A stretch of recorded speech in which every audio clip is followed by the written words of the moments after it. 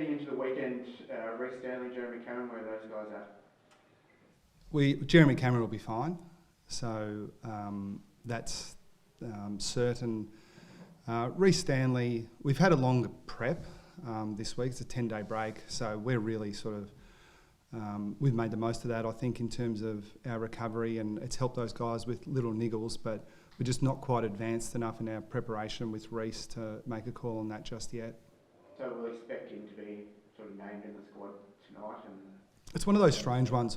Sorry to cut you off. One of those strange ones where we are forced to name a squad so far out from the game, so there's going to be a lot of balls in the air. It's I don't think anyone should take too much notice of that squad, but a bit can happen. We trained today, so a bit can happen in the next 7 or 8 hours that will influence that. But yeah, I wouldn't like to speculate right at the moment.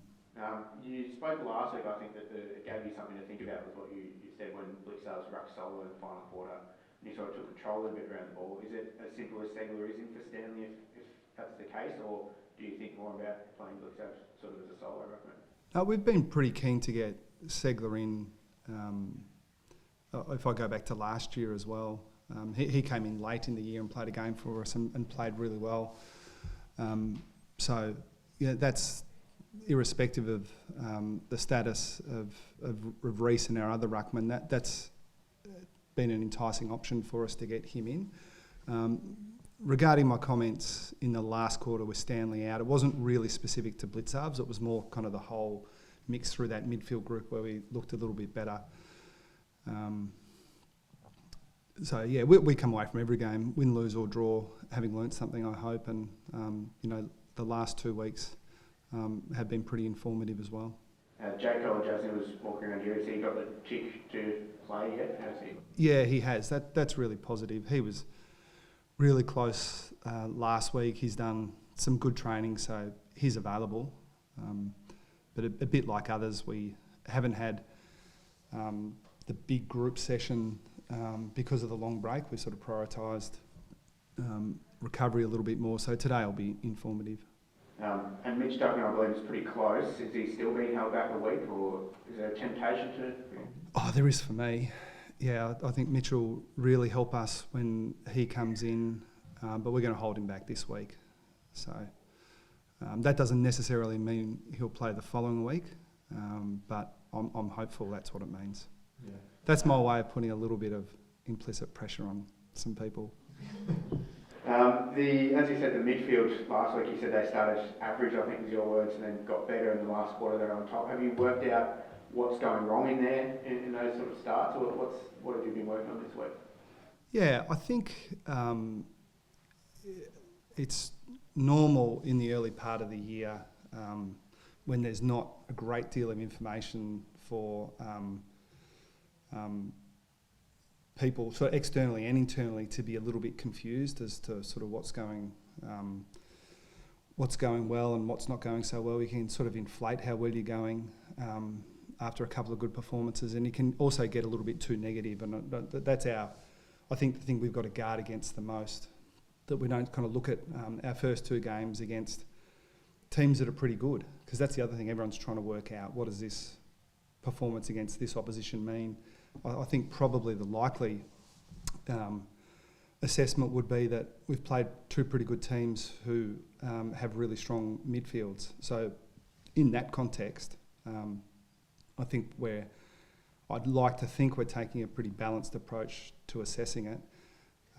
But having said that, well, we've got confidence that when our midfield's up and going, we're confident against anyone, and we haven't quite been at the level. So again, trying to strike that balance between, we know it's not where we want to be, and we're not pacing ourselves through the season. We're trying to get that as good as we can straight away, but also not panicking into making sort of rash decisions based on a really small sample. So I think even the numbers can be a little bit deceptive as well, because sometimes the numbers are more a reflection of the way games are played, and that will sort of revert to the mean over time, you would think. But what have we worked on?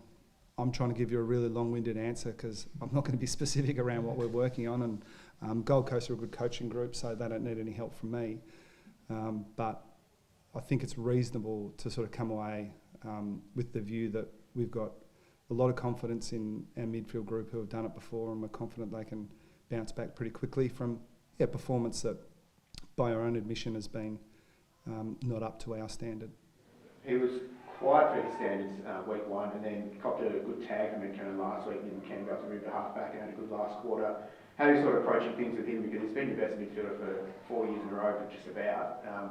How do you sort of deal with sort of a quiet start to the year with him and work through that? He's in a group of guys that haven't played their best games in the first couple of rounds, but I would probably refer to my previous answer, which is we've got a lot of confidence in what he can do. He's one of the guys. He's not limited by a compromised pre-season or legacy injury issues. So, for example, Tom Hawkins is in that boat. Probably not dissimilar to Ben King this week. I don't think anyone was expecting those two guys to come and dominate the first 2 rounds. Where Cam and other guys are in a situation where they just haven't quite played at their best in the first couple of rounds. So we're not going to overreact and we need to do something with Cam. I think we're just back in that our dual best and fairest winner. Yeah, I think he's in the conversation with our, when it comes to trying to work out who our best midfielders have been over the last couple of years. So we've got a lot of confidence. We're certainly not in the business, and this probably goes for where we're at with the whole team. We're not in the business of overreacting after a couple of close losses to good teams. Yeah, standing next to him, Patrick Dangerfield's time on ground has been a little bit lower than perhaps normal. I don't know if that's me looking at it differently, but his mid-60s round one, I think it was 70% round two. Is that normal for him, or is that something you're sort of part of the plan? No, pretty normal. This is dangerous because I'm not sure that I'm right, but if you go back and have a look at the last month or so of last season, I think it's probably more close to normal than it is abnormal. Yeah. I think you said last year it was a bit like Carey and Jakovic when Max King was playing on Sandvik training. What is it when it's Ben King? Well, we've had a couple of good weeks already, like in Radaglia coming in, playing really well round one against a high-scoring team, and then last week I think it's an exciting part. One of the really exciting parts of the game in general, when you see young players that you would assume are going to be, the great key position players of the future. I mean, Curnow and Mackay are close enough to that already, and we've got a couple of young guys that we think will be sort of their match-up for the next 10 years. And Ben King's clearly in that category, but he's coming off an ACL, so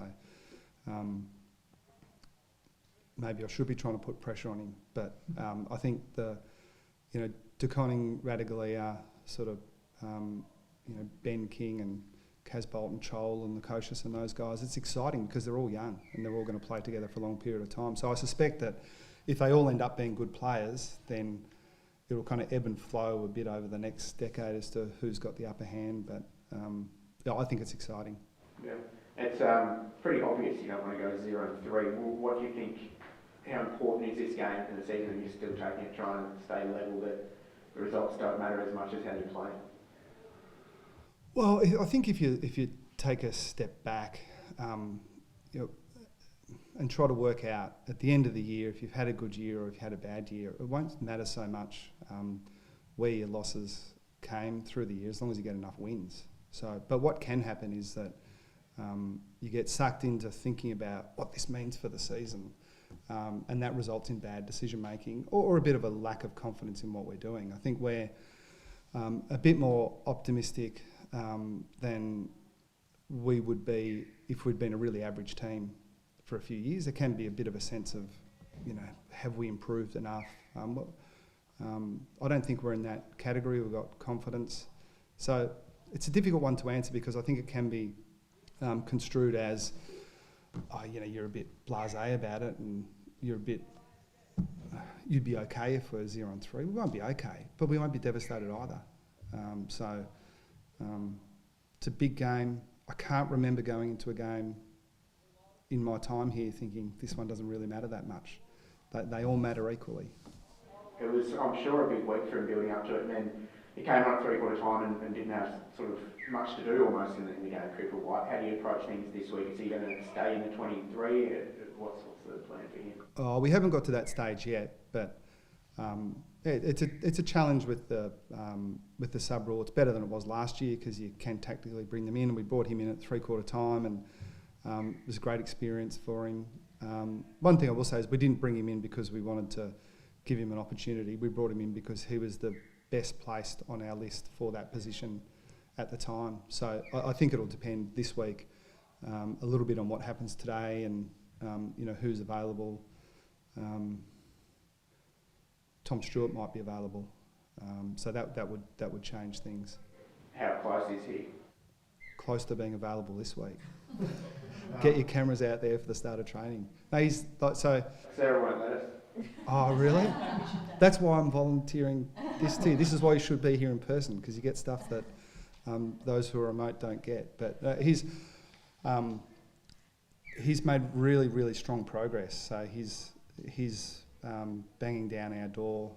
I think every situation is slightly different, but I think if you should be referencing more what was done with College Asney and Mitch Duncan there, in that, yeah, they might be ready, but generally we're inclined to hold them back. And there are exceptions to that rule. Hawkins was one, and I think I've sort of walked you through that enough. But yeah, it's really exciting for us that injury that looked like it could be multiple weeks, even a month, is not going to be that. And if it's not this week, it looks like it'll be next week, which is great news for everyone. Has it surprised you how close sort of things have gotten? I think at the start people were worried it was going to be weeks and weeks, and then I think it was 3 weeks or so. Now it could be only 1 week. Yeah, it has, which is what I was trying to explain in the previous answer. It was but in a way it shouldn't have surprised me, because it's one of those things where you don't really know how it's going to go until he progresses to the running stage, and that's progressed really, really quickly to the point where he thinks he could play. So that's a really good sign. But that's the lot of the coach. You get very minimal information until they get to a certain milestone, and then it's either really good news and you're surprised on the upside, or it's a bit negative and you're surprised on the downside. Rarely it's exactly how I predict it, because I just don't get involved in that minutiae.